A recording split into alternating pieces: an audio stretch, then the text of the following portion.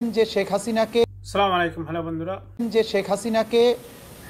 ভারত থেকে বাংলাদেশে আনার ব্যাপারে তিনি মনে করেন যে ভারত যেহেতু একটা ডেমোক্রেটিক রাষ্ট্র, তারা ডেমোক্রেসি এবং রুল অফ লয়ের প্রতি শ্রদ্ধা দেখাবেন এবং ফর্মাল কোনো রিকোয়েস্ট যদি বাংলাদেশ সরকার মেক করে সেটার প্রতি শ্রদ্ধা দেখিয়ে তারা তাকে ফেরত পাঠাবেন। তিনি এটাও বলেছেন যে শেখ হাসিনার বিচারের ব্যাপারে বাংলাদেশের যে আইন আছে, আন্তর্জাতিক অপরাধ ট্রাইব্যুনালের আইন অনুযায়ী, যে তাকে তার বিরুদ্ধে ফর্মাল চার্জ হওয়ার পরে তাকে যদি গভর্নমেন্ট অফ ইন্ডিয়ার কাছে রিকোয়েস্ট করার পরে যদি ফেরত না দেওয়া হয়, বাংলাদেশ সরকার তাকে ইন অ্যাবসেন্সিয়া ট্রায়ালের ব্যাপারে বিবেচনা করবেন এবং যদি প্রয়োজন হয় সেই ব্যাপারে আইসিসির পরবর্তী সময়ে যদি ভারত না দিতে চায় আইসিসির কোনো সহযোগিতা নেওয়া যায় কিনা সেটা পরবর্তী সময় বাংলাদেশ গভর্নমেন্ট ঠিক করবেন। তিনি এটা বলেছেন যে মৃত্যুদণ্ড থাকলে যে সমস্ত রাষ্ট্র এক্সট্রাডাইট করতে চান না সেই সমস্ত রাষ্ট্রের ব্যাপারে বলেছেন যে তারা বাংলাদেশের বাস্তবতাটা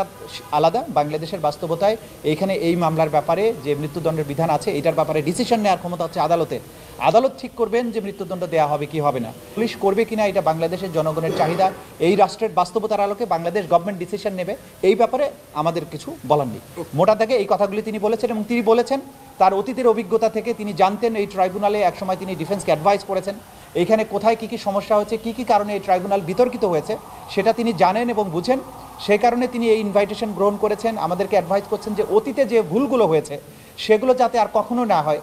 এবং ফ্রি, ফেয়ার এবং ইম্পার্শিয়াল একটা ট্রায়াল যাতে হয়, আন্তর্জাতিক মহলের কাছে গ্রহণযোগ্য একটা বিচার হয়, সেই ব্যাপারে তিনি প্রসিকিউশন এজেন্সিকে তিনি অ্যাডভাইস করবেন, সহযোগিতা করবেন। দুনিয়ার কাছে তিনি দেখাতে চান তার অতীতে তিনি বিভিন্ন সময় আইসিসিতে, তারপরে আইসিটিওয়াই